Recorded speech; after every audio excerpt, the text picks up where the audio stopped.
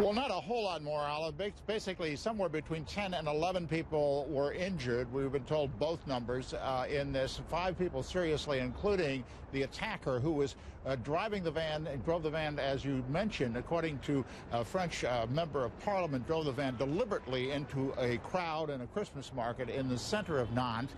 One of the curious things about it is that that place in the center of Nantes is, in fact, in the middle of a pedestrian zone. And so to get the van in, he would have had to have some kind of special permission or something to get past barriers. But in any case, he drove the van into the crowd, plowed into a few people, and there are now 10 or 11 people who are injured this evening, including the driver of the van, Hollow. So we're hearing these reports that he stabbed himself after plowing into these people. I mean, do we know what his motivation was at this point? Because questions, always the same questions, are being asked, especially after quite a violent weekend in France.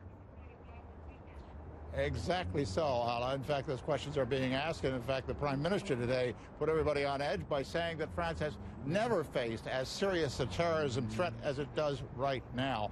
And part of the motivation for the Prime Minister to say that was the fact that over the weekend we had 2 incidents, one of which may or may not have been terrorism-related, the other of which almost certainly was terrorism-related, in which a young man went into a police station in the town of Dijon in the south, armed with a knife, stabbed 3 police officers, and then was shot by other police officers.